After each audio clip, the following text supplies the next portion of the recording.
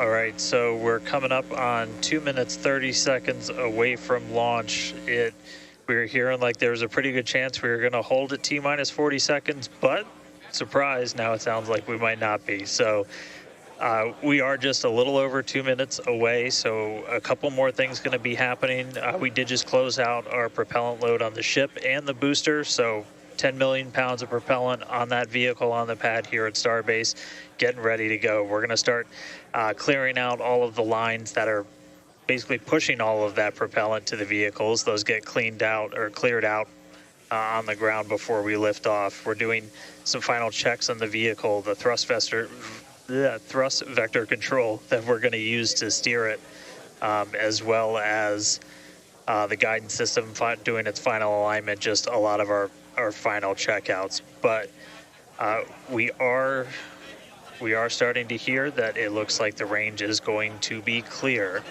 at our liftoff time of 7:25 a.m. Central, 12:25 UTC. So that puts us 1 minute, 20 seconds away from launch. Still not tracking any technical issues. That range clear is the only thing that's been potentially poking at our launch. So I'm going to start to quiet down. We'll hear our flight director for today, Tristan Pierce, give some of the final call-outs. As of right now, we are 1 minute away from liftoff.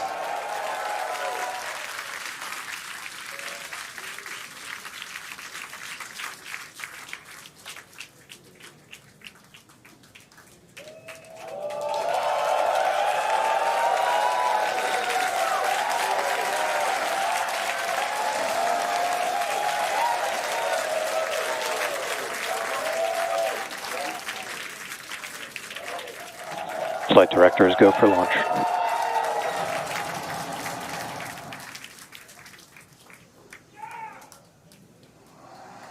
Best words you could possibly hear, 20 seconds away from liftoff.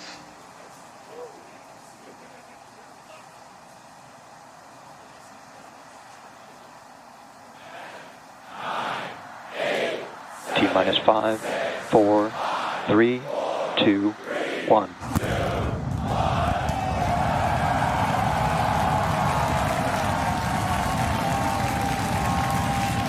We have liftoff. Vehicles pitching downrange.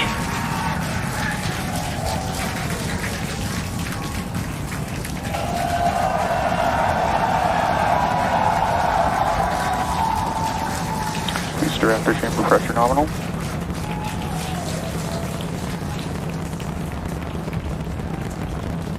"30 seconds into the flight, the rumble's just starting to reach us here at launch control.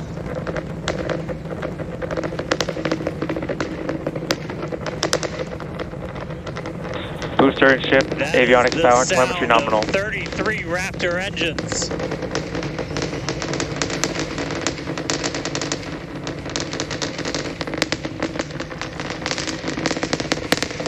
Max Q.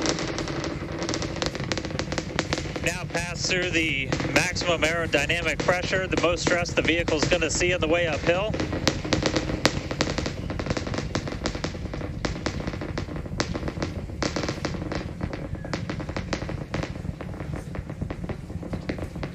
All right, our next major milestone coming up, it's going to be hot staging. We're going to see the engines ignite on ship to push it away from the booster.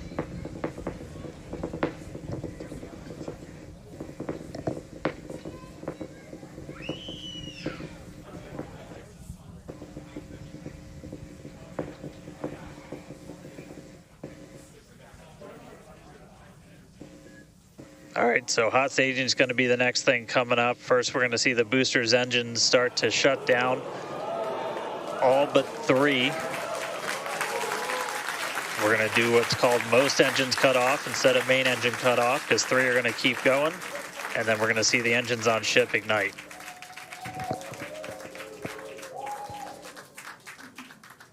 Right now, the tower team is doing their go, no go.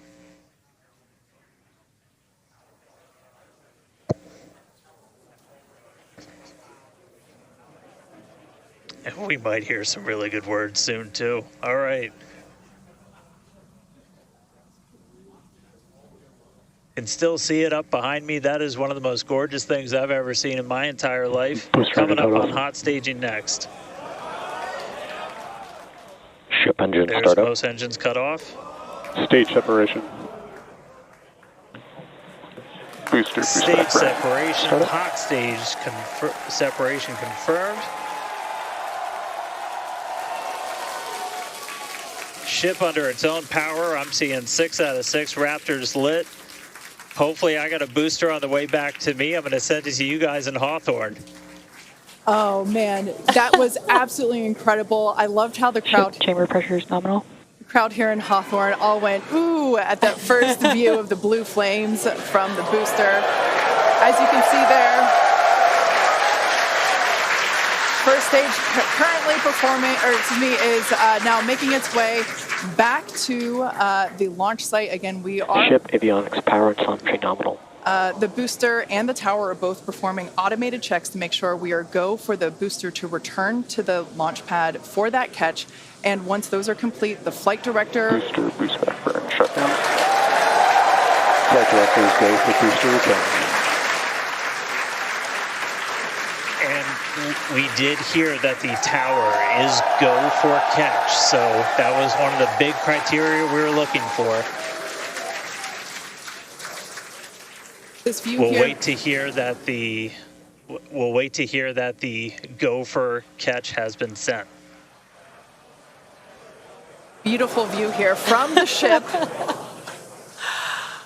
And so exciting to hear that we got a go for booster catch. That means it's going to be a really exciting morning. Again, the booster is making its way back towards now land in order to make that catch attempt in the tower.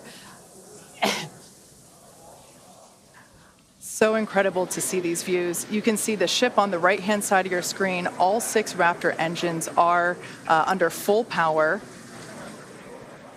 Once again, the booster is making its way back to the launch site. We are going to try and catch it using the chopsticks on the launch tower, the exact same tower that it just launched from just, 5 minutes ago. Yeah, and the booster. Starship on nominal And guys, trajectory. I can confirm the command was sent for the booster to come back. That is So I'm incredible looking news. up right now. It's pretty much right overhead of us, and we can see it starting to come down. I can't wait for us to hear the sonic boom through Dan's mic. Right. That is going to be incredible. It was so cool to hear the liftoff. And so once again, a successful on-time liftoff of Starship Flight 5. The ship has separated from the booster. The booster is there on your screen. It is making its way back to the launch site. We are going to attempt the catch using the chopsticks. We did hear the confirmation that the command was sent to the tower. We are go for catch. And in order to. And guys, we should just be about 30 seconds away from our landing burn. It's going to happen in 3 phases. We're going to land 13 engines, burn off all of that velocity. Oh, we can see it coming down through the plume. Booster coming in hot for booster catch. We're going to ignite 13 of those Raptor engines, and this view is incredible right now. You can see how fast this vehicle is moving on the left-hand screen. Landing burn has 13 been engines. ignited. We're now down to 3 Raptor engines. We can see those chopsticks now in view.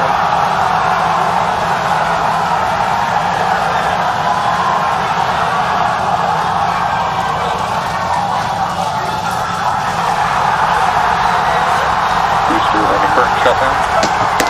Megadilla has caught the booster.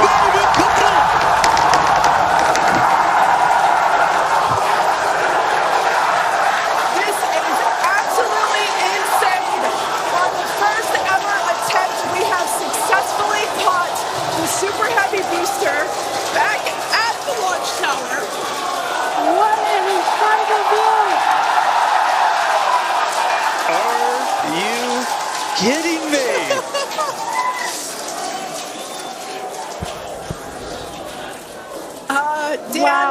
I don't know about you, but we're losing our stuff up Starship here. in terminal bed. Guys, I'm sorry. Like, even in this day and age, what we just saw, that looked like magic. Wow.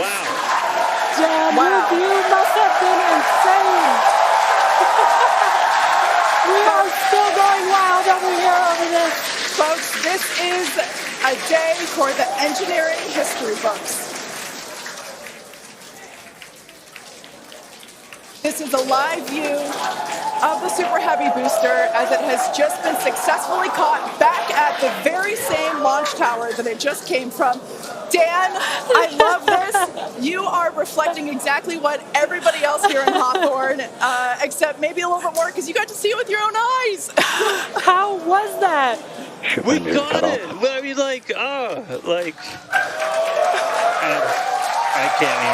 can't even describe that. Oh, by the way, main engine cut off, ship's in orbit, but I am like shaking right now. That was. Yeah, this is not, Yeah, it's let's check in on ship. it's hard to believe that. Starship nominal orbit insertion. All right, exciting news there. It's hard to believe that, booster isn't the only excitement that we have today. Just confirmation there. A gorgeous view of planet Earth behind the ship. Yes, saved. And it is now in the orbit that we expected it to. This is just an incredible day. Live views there as the booster vents some pressures there. That is a live view from the top of the tower looking at the chopsticks. I am still in disbelief. I'm trying to catch my tears just like the chopsticks caught the booster. It has been nonstop since liftoff. And we are all so excited about everything that's been happening so far this morning. With the booster having completed its job for today, we are going to take a short break for the next 30 minutes. We'll return back at T plus 40 minutes while the ship continues to coast before re-entry. Oh, man. And as with previous flights, Starlink may actually enable us to talk with the ship through re-entry with no communication blackout. We, of course, are still testing Starlink during this phase of flight, so nothing is certain. But if we do have views, we'll be sure to bring those to you live. Views or no views, we'll see you back here at T plus 40 minutes for coverage of Starship's re-entry, flip maneuver, landing burn, and splashdown.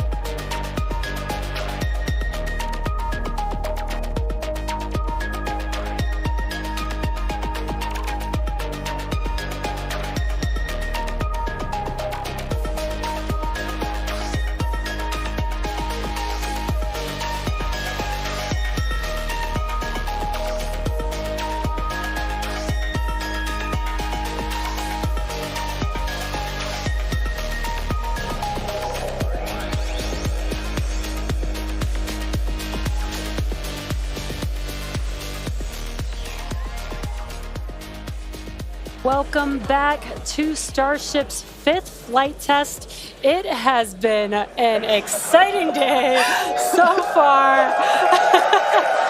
Even the crowd here is still so excited. We lifted off from Starbase at 7:25 a.m. Central Time. The Super Heavy booster and ship had a successful separation, as well as a good boost back burn and good separation of the hot stage adapter. The Super Heavy booster then completed the landing burn with 13 Raptor engines igniting and slowing down the vehicle perfectly for Mechazilla to catch the Super Heavy booster for the first ever land recovery of the vehicle.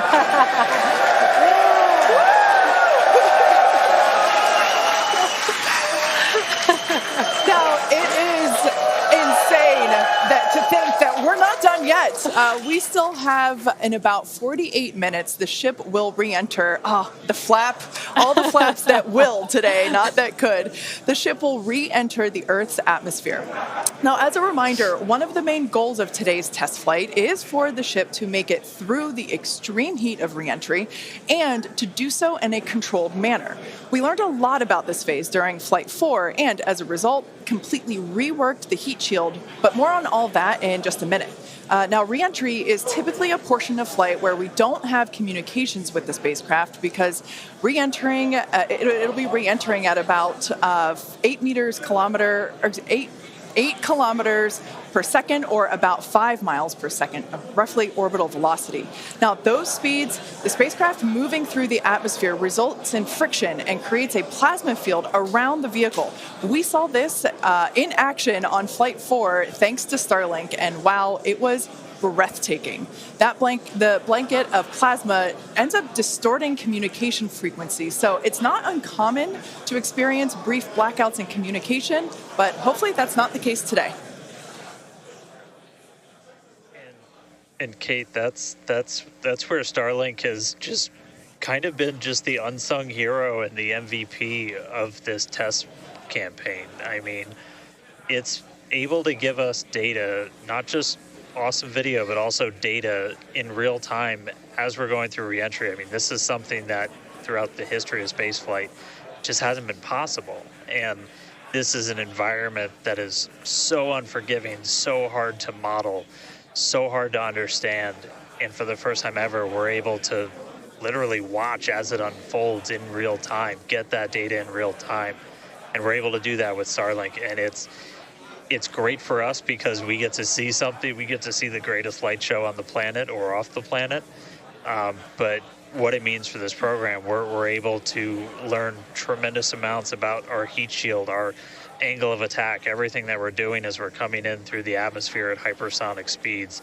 And it's you can't just thank it enough. And also, special shout out, you're going to see some additional flap camera views. We've got a really amazing team of avionics, cameras, electronics, software people who made all that possible. And so hopefully they're going to give us an even better show on the way in today as we're coming in at about 5 times the speed of sound.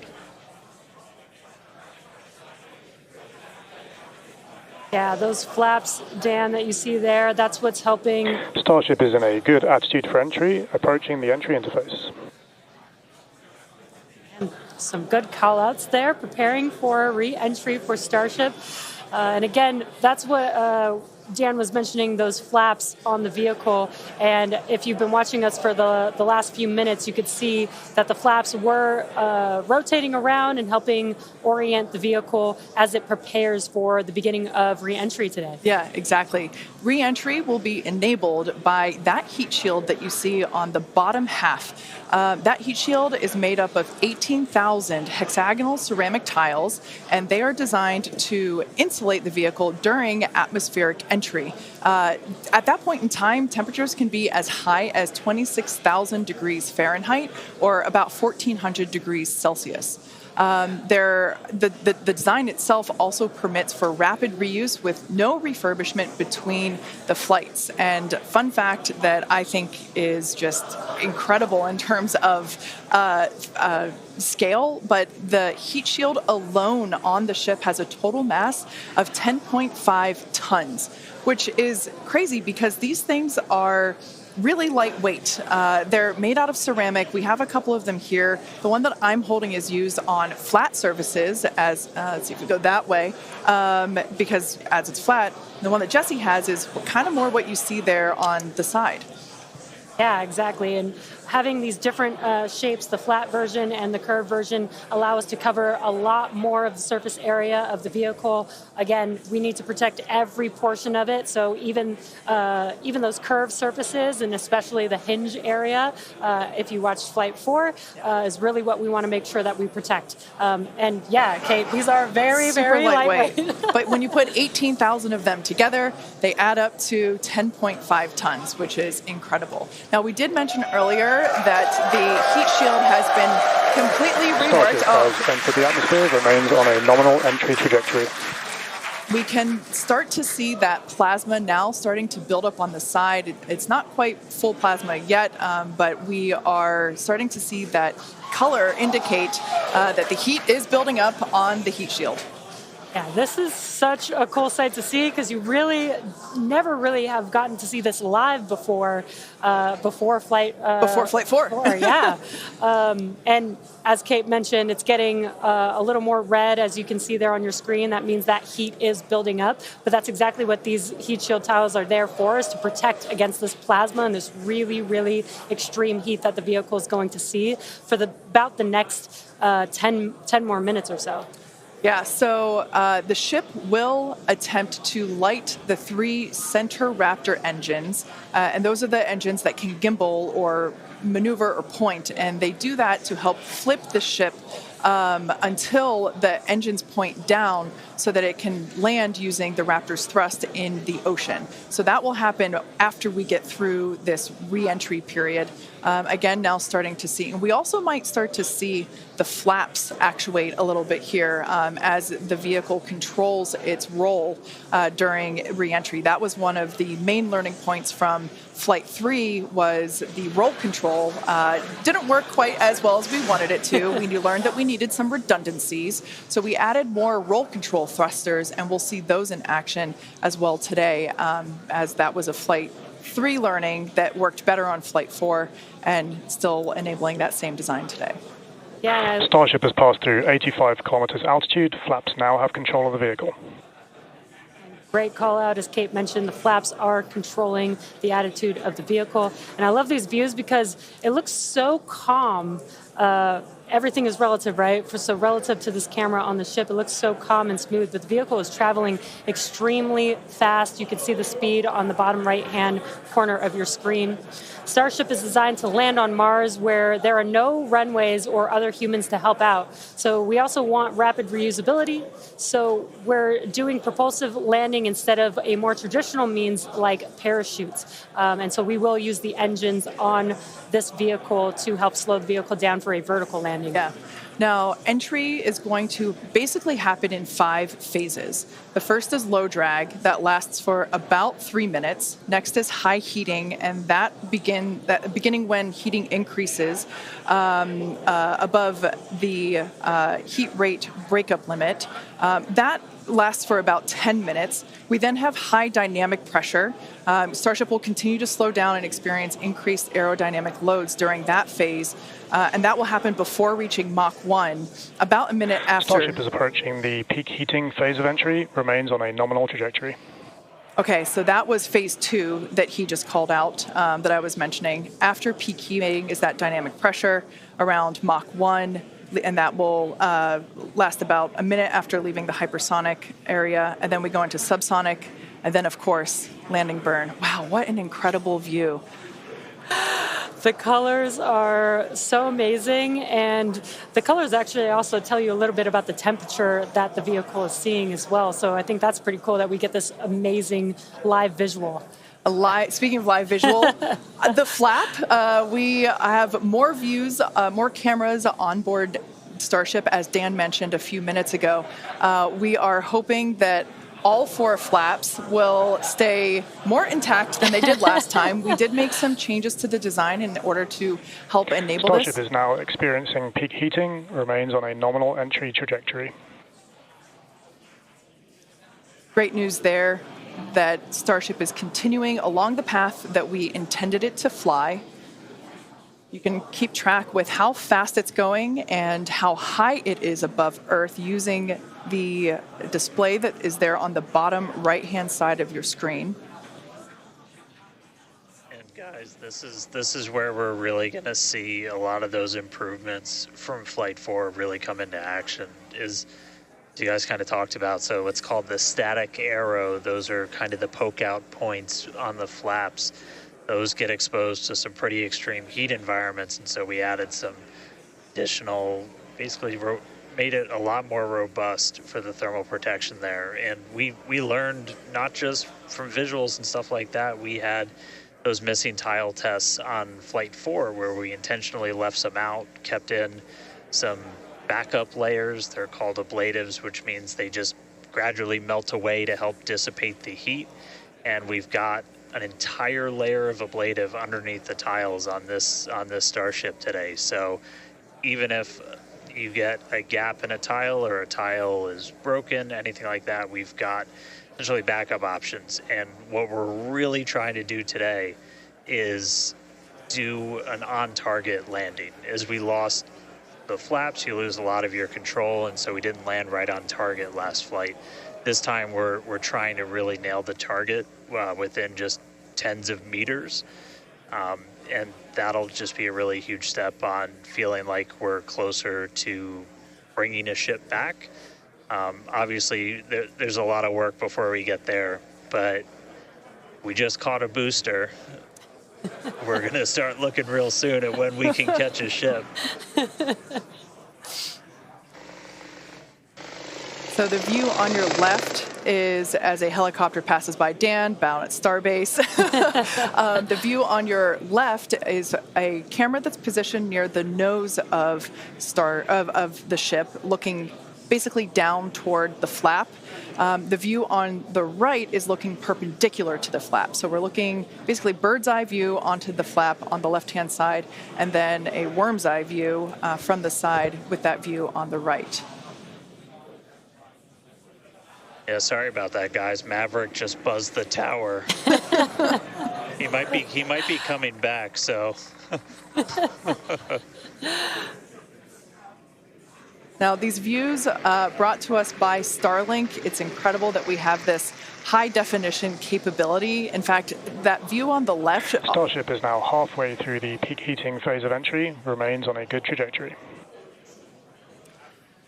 So great news there, hearing that we're about halfway through the peak heating phase. Like I said earlier, this lasts roughly 10-ish minutes. And we did hear earlier that the flaps have control of the vehicle, so also good news there. It is incredible that we've basically had views the entire time. Right. Yeah. Thanks to Starlink. My memory did black out a little bit after booster catch, so I think we had views. But all through the coast phase, we had some beautiful views of planet Earth behind the ship as it was in its orbit. Yeah, and I also do want to point out on your right-hand screen, we've got a more encompassed view of the flap. As we watched in Flight 4, the hinge area was the area where we got a little bit of that burn through. This view, this new camera view on the ship will help us be able to visually see more of what's happening in that area. And again, we have improved our heating tiles, and so hopefully we've protected the hinge a lot better this time. Landing chill has started. But again, these views are additional to the data that we get on these flight tests that help enable us kind of put the data that we get in the computer to the visuals that we see and try and align those and use that for improvements in the future. Now, we heard a call out there saying that engine chill has begun. This is an indication that we are starting to flow a little bit of the super cold liquid oxygen through the hardware, through the Raptor engine, specifically the turbo pumps, to help ensure that the hardware is at the right temperature before we give a full push, a full flow of propellant at engine startup. So all of that to say, we are getting closer to the landing burn. We definitely are. And again, if you look at the bottom right hand of your screen, you can see the altitude that the ship is, and it has been slowly making its way closer and closer to Earth. We're currently at about 63 kilometers from planet Earth, and you'll see that number trend lower and lower as we get closer and continue through this reentry. Yeah, this is going to go on for a little, actually a while longer. We have about 10 minutes or so, roughly, before we execute the landing, the ignition for the landing burn, starting with the landing flip. So we're making a controlled reentry. This is one of the primary objectives for Starship today, is to demonstrate another controlled reentry, even more controlled than what we saw on Flight 4. And so far, that is looking good.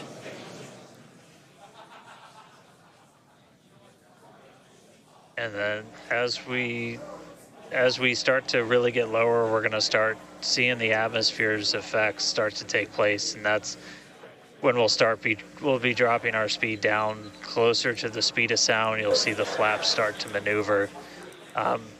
We were able to do a landing burn on Flight 4, which kind of caught all of us off guard. It was pretty incredible after seeing the flaps survive through.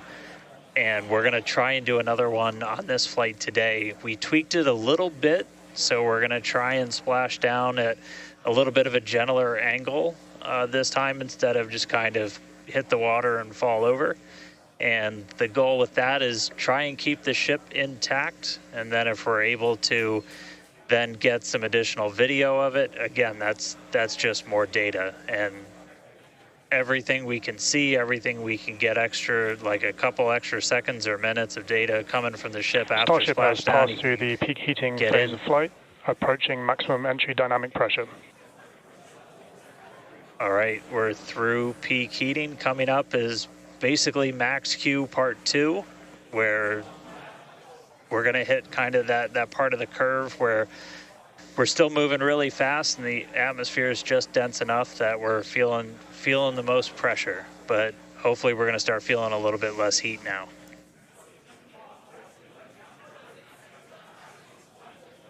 Looks like we got more views of each of the flaps on the ship as it's making its way back down to Earth. And we did pass through peak heating and still got really good views throughout that whole period. Typically during the highest heat on the vehicle, we tend to build up a lot of plasma, and that's typically when we would lose connection or views of the vehicle. But again, with Starlink, we were able to get some live views throughout that entire process there. And we're coming up, we'll start hearing a couple more milestones in about 4 minutes or so, when we start getting down to like the transonic, the subsonic, when we're we're starting to move closer to and beneath the speed of sound. And I mean, we're getting live views, we're getting live data. We've got a couple additional tests on this one today where we left off some missing tiles again to test some additional backup layers. We also have, I don't know if we can still quite see them in this view, but you may have noticed we had some kind of silvery looking tiles on Starship as well. And those were pretty much standard tiles, but they were wrapped in aluminum. And it was a pretty simplistic, straightforward one where aluminum starts to melt at roughly the same temperature where steel starts to lose its strength, not necessarily melt. And so if we see stuff melting, we know what our steel is going to be exposed to. But yeah, 59 minutes since launch, should be coming up on transonic and everything just about 3 minutes. Now the views here, we have coverage of all 4 flaps. We can see, so for those that perhaps didn't catch a glimpse of the vehicle before liftoff, there are 2 flaps at the forward end and 2 flaps at the aft end. The larger camera view that is there on the right-hand side of your screen, that is a view of one of the aft end or the bottom end flaps. We can start to see some heat buildup and peeking through on one of the flaps there in the top left-hand corner of your screen.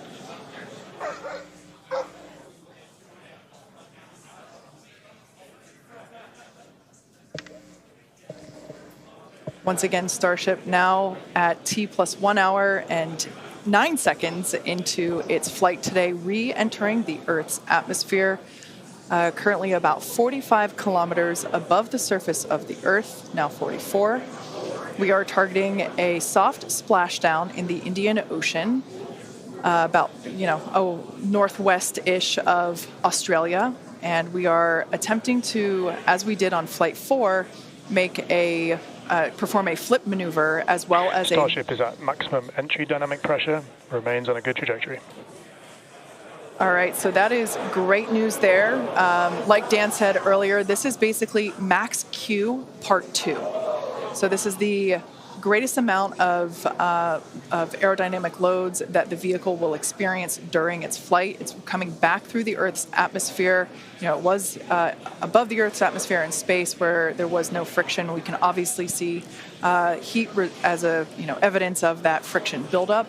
The atmosphere is actually helping to slow the vehicle down. If you're watching the telemetry in the bottom right-hand corner of your screen, you can see that speed decelerating rapidly.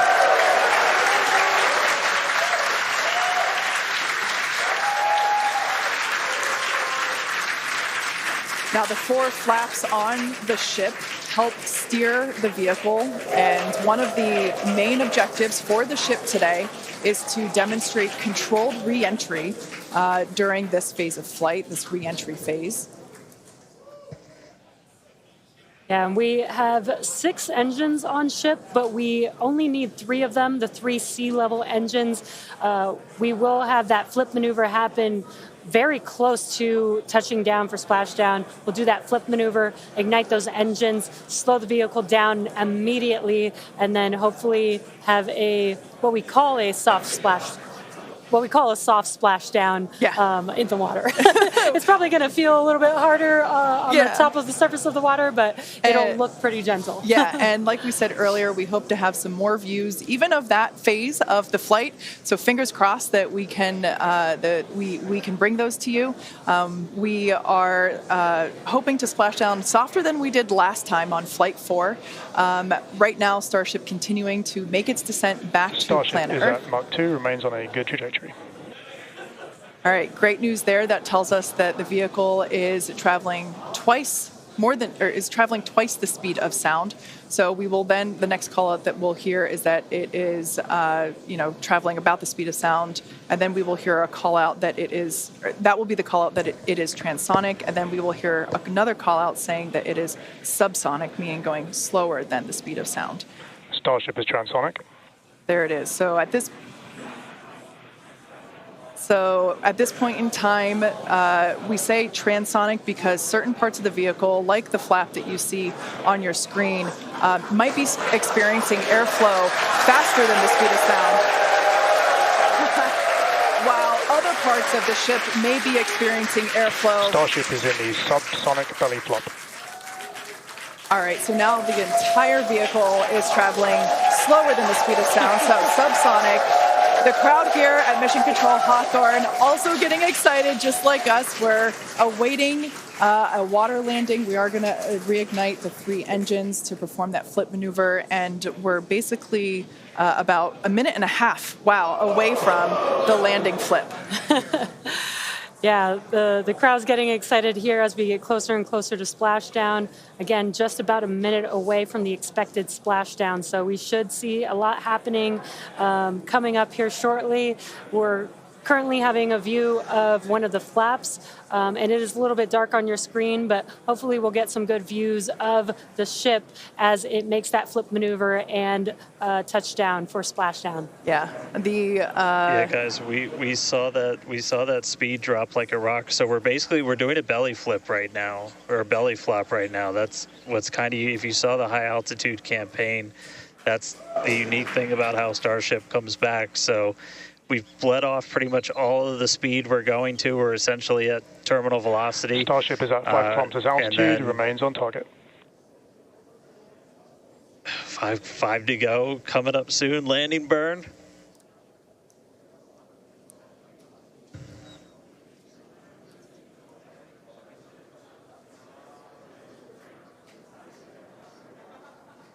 Two kilometers away. Starship is on target. Approaching landing burn startup. So keep an eye on the bottom right-hand side of your screen as well. That will be the indicator when the Raptor engines ignite, if we are unable to see that illumination ourselves. Landing burn startup. What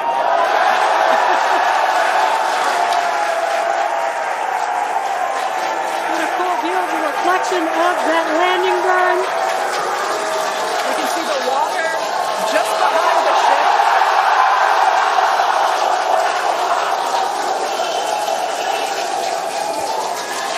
Starship has landed. An incredible view. I think it is safe to say we have a ship in the water. Touchdown! That is a live hit ocean surface. What an incredible end to Starship's journey. A live view from a buoy that we had out at the landing zone. An incredible view of ship landing just about on target as they were calling out. That was amazing. And we were not intending to recover any of the ship's hardware, so that was the best ending that we could have hoped for.